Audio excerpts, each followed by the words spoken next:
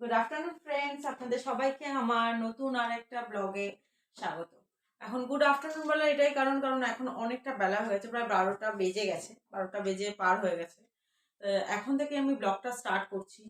তার অনেকগুলো রিজন ছিল, বিকজ অফ সকালবেলা একটা হ্যাট্রিক শিডিউল গেছে এবং কিছু এক ঘটনা ঘটেছে যার জন্য আরও মাথা তখন একটু ঠিক গুলিয়ে গেছিল, মাথা কাজ করছিল না। যাই হোক, যার জন্য ব্লগটা স্টার্ট করতে একটু দেরি হয়ে গেছে, বা তখন মাথাতেও ছিল না যে ক্যামেরাটা অন করি।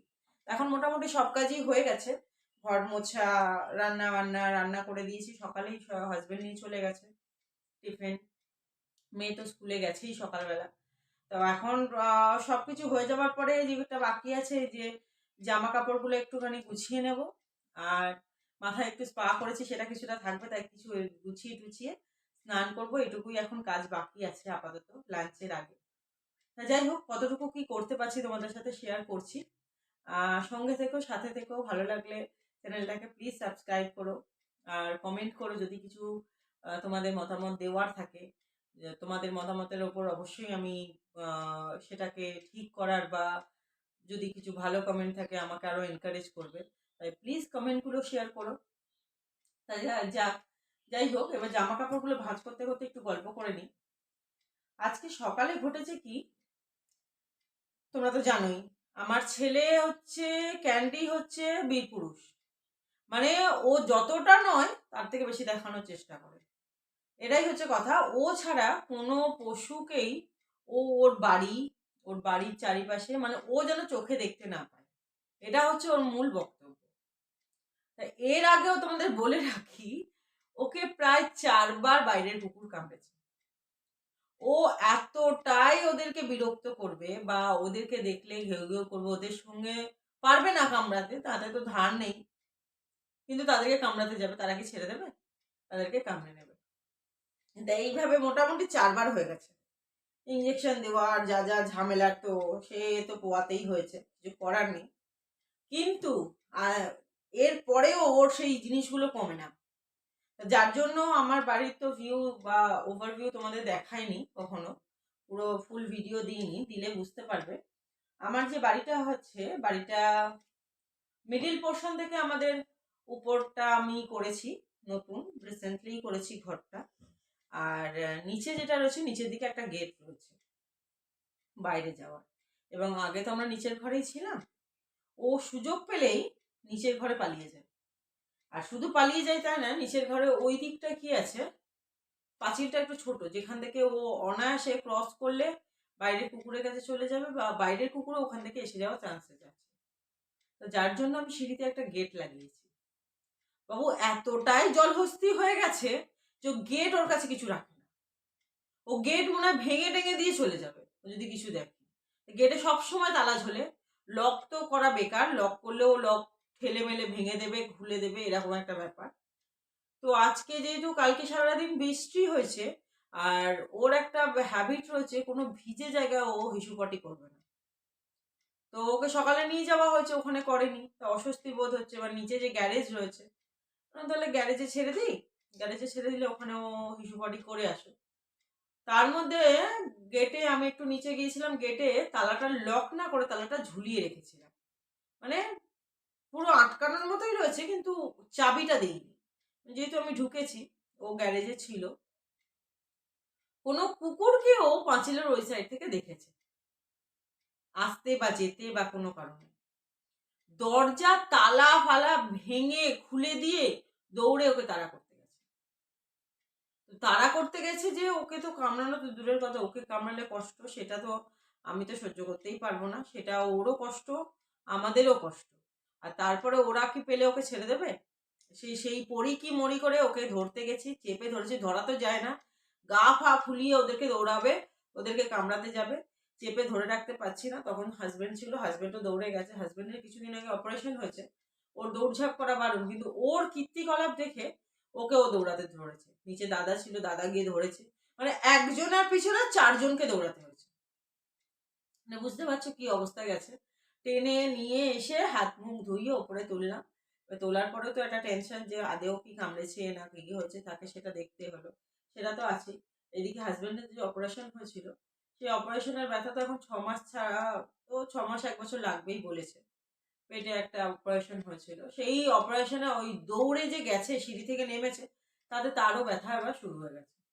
মানে সেই সব কিছু নিয়ে না সকালটা একদম মানে অবস্থা শোচনীয় হয়ে পড়েছিল। তাই কি করছি কি না করছি কিছুই মাথায় নেই। তা এখন থেকে আমি ব্লগটা মোটামুটি স্টার্ট করলাম। আর দেখছি যতটুকু হবে, যতটুকু শেয়ার করতে পারবো, কম সময়ের জন্য তোমাদের বোরিং না করে ততটুকু শেয়ার করার চেষ্টা করব। জামা কাপড়গুলো আগে গুছিয়ে নিই। জামা কাপড়গুলো গুছিয়ে নিয়ে বাকি কথা বলবো। এই ক্যান্ডির জন্য মানে মোটামুটি ক্যান্ডি যা করবে সমস্ত দোষের ভাগীদারি কিন্তু আমাকেই হতে হবে। কারণ কি, সবাইয়ের কথা, ওর মায়ের জন্যই ও ওরকম হয়েছে। একদম কথা শুনবে না, কিছু করবে না। আর আদরে সত্যিই বাদর। মানে ও আমার কাছে যে কতটা প্রিসিয়াস আমি তোমাদেরকে বলে বোঝাতে পারবো না। অনেকেই হয়তো বলবে যে বাড়িতে কি পেট কারো থাকে না? তা ওকে নিয়ে, কুকুর কি কারো থাকে না? ওকে নিয়ে এত মাতামাতি কিসের? ও আমার কাছে সত্যি কথা আমি পেট ভাবিও না। আর বাড়ির কোনো পোষ্য আমি ভেবে ওর সঙ্গে ট্রিট করি না।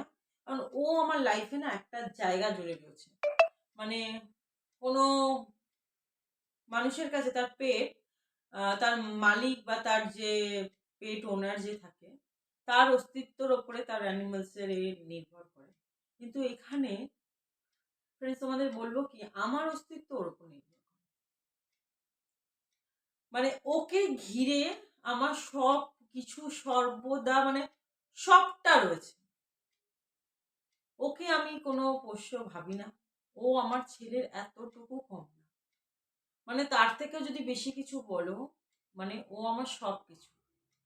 ওকে ঘিরে আমার সব। ওকে কষ্ট দেওয়া বা ওকে বকবো বা ও কষ্ট পাচ্ছে সেই ফিলটা আমার কাছে খুব কষ্ট হয়। কারণ মায়েরা সন্তানদের প্রতি যেমন মনোভাব হয় ঠিক তেমন। আর ওরও এই হ্যাবিটের জন্য মানে কি বলবো, পরিস্থিতি দায়ী না আমি দায়ী বলে উঠতে পারবো না। কারণ কি, যখন ও ছোট ছিল না, কিছুটা অনেকটাই ছোট ছিল, প্রায় 6 মাস, 6 মাস 8 মাস মতো ও একা খেত, খাওয়া দাওয়া করতো। কিন্তু তখন আমাদের পরিস্থিতিটা মানে এমনই একটা সিচুয়েশনে এসেছিল যে খুব একটা ফিনান্সিয়াল ক্রাইসিসের মধ্যে দিয়ে যাচ্ছিল। ও আমাদের সবকিছু দেখেছে, আমাদের ওঠা নামা সবকিছু। তো সেই সময় হঠাৎ করে কয়েকদিন দেখলাম যে ও খাওয়া দাওয়া করছে না, খাওয়া দাওয়া করছে না, খেতে চাইছে না, অসুস্থ বোধ করছে। তার ডক্টর তখন বললো খাওয়া দাওয়া কিন্তু করাতেই হবে ওকে। খাওয়া দাওয়া যদি না করাও তাহলে কিন্তু আরো অসুস্থ হয়ে যেতে পারে। তাই জোর করে, জল তো খাই না, জোর করে ওকে খাওয়াতে হবে। জোর করে খাওয়ানো মানে কি, তাকে খাইয়ে দেওয়া। সে তো খাবার দিলে তো খাবে না, পড়ে থাকতো, তারপরে ফেলে দিতাম। এবার খাইয়ে দেওয়া, সেই যে স্টার্ট করলাম যে না চেপে ধরে খাওয়াই, অ্যাটলিস্ট ও সুস্থ তো থাকুক। আমার একটু কষ্ট হোক ঠিক আছে, কিন্তু ও তো সুস্থ থাকুক। ওর কষ্টটা তো ও আমায় বলতে পারবে না, ওর যদি কোনো কষ্ট হয়। সেই কারণে ওই যে খাওয়ানো স্টার্ট করলাম, মানে ও আর নিজে থেকে খেলো না কিছু। ওই সেই আমার খাওয়ানো। কিন্তু হ্যাঁ, আমার একটু কষ্ট হয় ঠিকই, কিন্তু মনে না শান্তি থাকে অনেকটা। যেরকম বাচ্চারা খেলে বাবা মার শান্তি হয়, মায়েদের মনে শান্তি হয় যে না আমার বাচ্চাটা খেয়েছে, তার পেটে একটু খাবার আছে। তাই ওকে খাইয়ে দেওয়ার পরেও সেম ফিল আমার মধ্যে হয় যে ওকে খাইয়ে দিতে পেরেছি, ওর পেটে খাবার আছে, পেটটা ভর্তি আছে, ওর কষ্ট হবে না। তা যাই হোক, তোমাদেরকে অনেকক্ষণ অনেক কথা বললাম। অনেকে হয়তো ভাববে আমি ওকে নিয়ে বাড়াবাড়ি করি। আমি ওকে নিয়ে বাড়াবাড়ি করি না। ও আমার বাড়িতে ফ্যামিলি মেম্বারে যদি কিছু বলো, আ মেয়ে তো স্কুলে যায় সারাদিন, স্কুল থাকে, পড়া থাকে আলাদা জিনিস। মেয়েকেও কাছে পায়। আমার হাসব্যান্ড সকালে বেরিয়ে যায়, আস্তে, আস্তে রাত্রেই হয়ে যায়। তা আমি যদি পাই কাউকে, সেটা হচ্ছে ক্যান্ডি। আর ও আমার সবকিছু বোঝে, সবকিছু। আমি ওর যেরকম বুঝি, ও হয়তো আমাকে মুখে বলে কিছু বোঝাতে পারে না। কিন্তু ও আমার সমস্তটুকু বোঝে। আমি যদি কষ্ট পাই, ও কষ্ট পায়। আমি যদি আনন্দ থাকি, ও আনন্দে থাকে। আমি আনন্দে যদি থাকি, ও অন্যরকম মুডে থাকে। খেলবে, দৌড়াবে, সমস্ত কিছু করবে, সবকিছু দিক থেকে। এমনকি ও আমাকে নিজের মা, সবাইকে নিজের মতো করেই দেখে। কিন্তু মা বলতে ও আমাকেই চেনে। আর মায়ের ভালোবাসা যেরকম হয় সন্তানের প্রতি, আমারও ঠিক তাই আছে। আর সন্তানের ভালোবাসা যেমন হয় মায়ের প্রতি, ওরও ঠিক তাই আছে। তাই ওকে শুধু পোষ্য ভাবাটাও ভুল, আর আমি ভেবে যে চলবো সেটাও পসিবল না আমার পক্ষে। তাই ওর কিছু হলে সত্যি কথা আমি হয়তো আর নিতে পারবো না। ভগবানকে তাই বলি যে আমাকে বাঁচিয়ে রাখতে হলে ওকে বাঁচিয়ে রেখো, ওকে সুস্থ রেখো, ভালো রেখো। ওর অস্তিত্ব আমার অস্তিত্ব এখন জুড়ে গেছে। আমি ওকে ছাড়া পারবো না কিছু করতে। ওর কষ্ট হলে আমার কষ্ট হয়, আমার কষ্ট হলে ওর কষ্ট হয়। সমস্ত কিছু আমার লাইফে সব কিছু জুড়ে ও রয়েছে। আমার দুঃখ, আমার সব কিছু। আমি যদি কোনো সময় খুব দুঃখেও থাকি না, ও এসে যখন আমাকে ডাকে বা আমার কোলে যখন আসে, আমাকে ভোলানোর চেষ্টা করে, ওর ওই মুখটা দেখে না আমার সব কষ্ট ধুয়ে মুছে জল হয়ে যায়। তখন আমি ভাবি না যে আমার কষ্ট হচ্ছে। মানে তোমরা এক কথায় বলতে পারো আমার প্রাণ ভোমরা দিয়ে রেখেছি আমি ওর কাছে। আমার প্রাণে যতটুকু শক্তি রয়েছে, যা রয়েছে, ওর উপরে ডিপেন্ড করবে। ও যদি ঠিক থাকে তাহলে আমি ঠিক আছি, ও যদি খারাপ থাকে তাহলে আমি খারাপ আছি। আমার প্রাণ ভোমরাটাই ওর মধ্যে দেওয়া। আমি যতক্ষণ, ও যতক্ষণ ভালো থাকবে আমিও ভালো থাকবো। তো যাই হোক, অনেক কথা বলে নিলাম, এবার চলো তাড়াতাড়ি করে এই জামা কাপড়গুলো গুছিয়ে নিয়ে আর দেখছি বাকি কতটা কি শেয়ার করতে পারি। অবশ্যই সঙ্গে থেকো। যাই হোক, জামা কাপড়গুলো গুছানো হয়ে গেছে। এবার জামা কাপড়গুলো গুছিয়ে নেওয়ার পর অনেকগুলোই তো একটু টাইমিং লাগলো।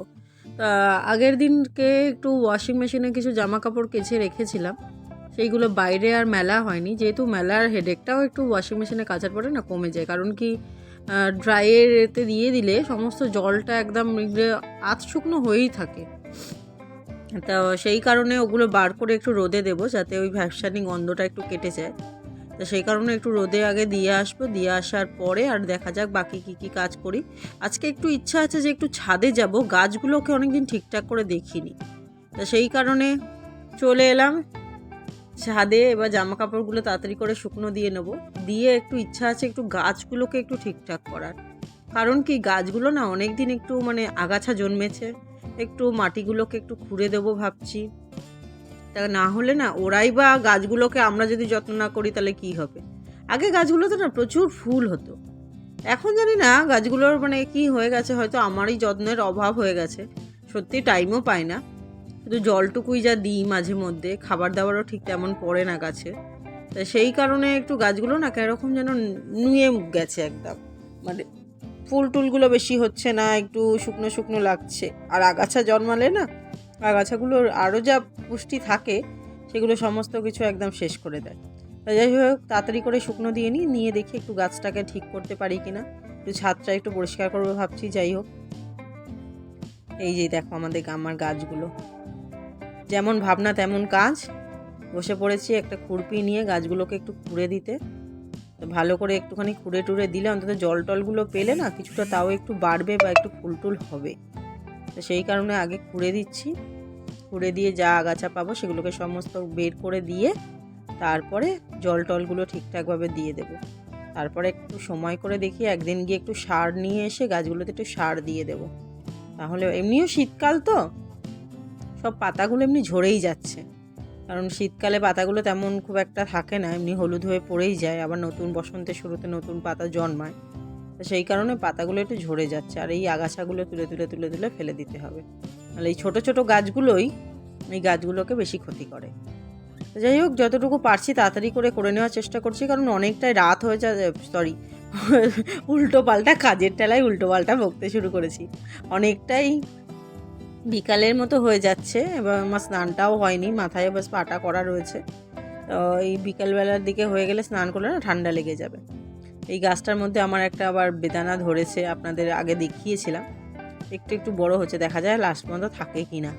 ক্যান্ডির যা উৎপাত গাছের মধ্যে লাফানো, ও গাছ সমেত না কোনদিন ভেঙে চলে যায়।